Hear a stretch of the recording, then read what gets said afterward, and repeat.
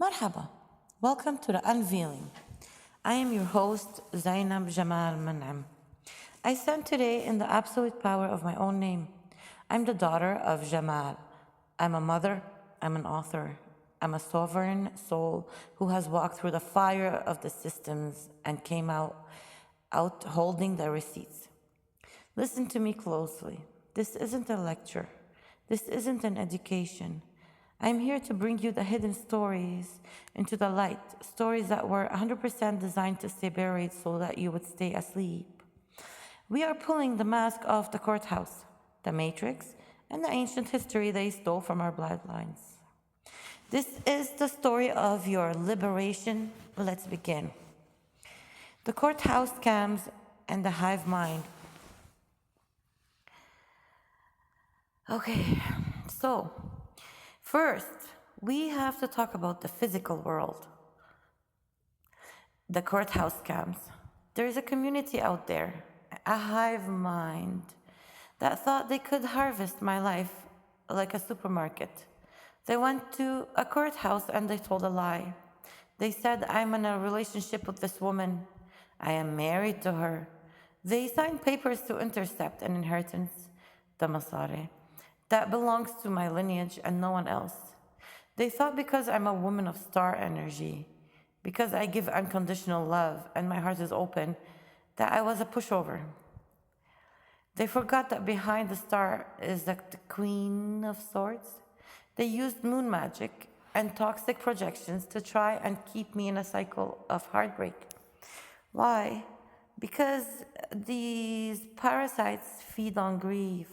They wanted me hazina, sad, so they could keep the heartbreak show running on their own profit. They even hid behind the cloak of religion, shouting, I'm Christian, I'm Muslim, I'm Catholic, any religion.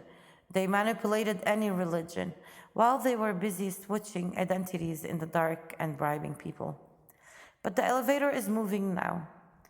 Those who stood in the upper echelons through fraud are being pulled to the bottom. I've put a fan in the room and cleared the smoke and the mirrors. I've put a fan in the room and cleared the smoke and the mirrors. The police are on the trail of the crooked networks and the hidden accounts. To that community, your despair is here because you cannot compute that the game is over. To my listeners, I'm teaching you how to throw the trash in the fuck it bucket and activate your own umbrella of protection. Trust is basira, your intuition. The truth is out of the container and it's too big to ever be put back in. The second birth of the soul and the soul contract. But to stay free in a physical, you must be free in the spiritual. Let's talk about the second birth. They taught you that being born again was a ritual in a building with a preacher. They lied. They wanted to protect their food source. The second birth is a literal, energetic metamorphosis, and it's the moment you strike a match in the dark and realize you are an eternal, luminous being temporarily wearing a human costume. The archons, those unseen rulers of the matrix, operate through soul contracts.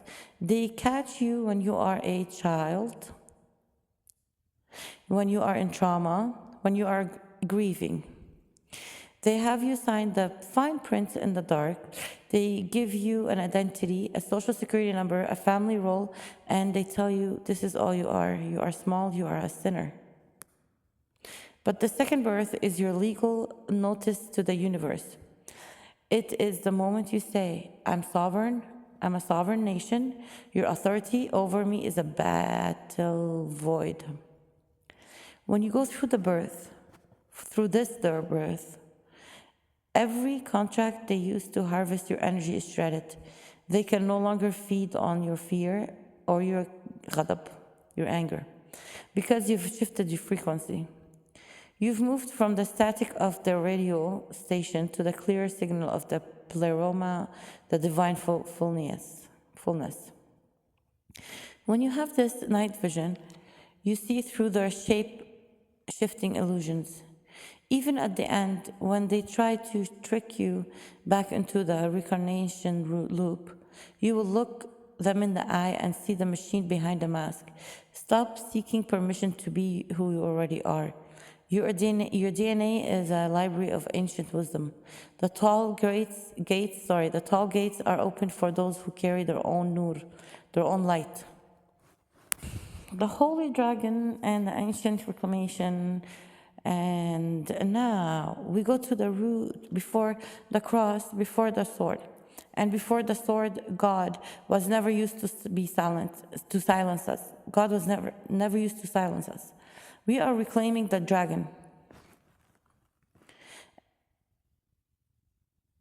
They told you she was a monster.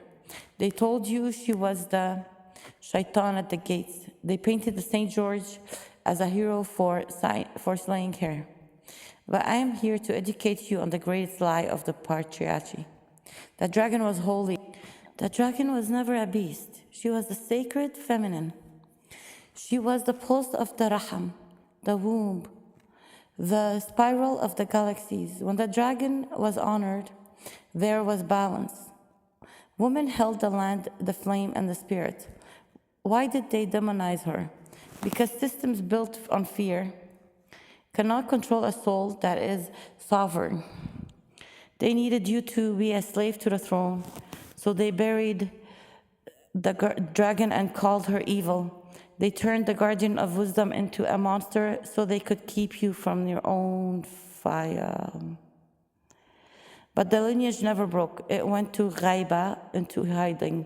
The priestesses of the dragon became the midwave, the weavers, the carriers of stories. They hid the code in lullabies and braids. I am the guardian of this fire. The dragon is the silence. She is part of you that refuses to be tamed.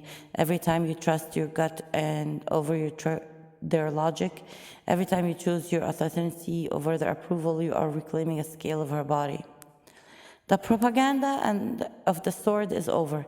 The spiral is returning. The dragon isn't outside of you. She is your rhythm, your power, and your fire. The question isn't whether the dragon will return. The question is, will you honor the light that once crowned you Malika, sovereign?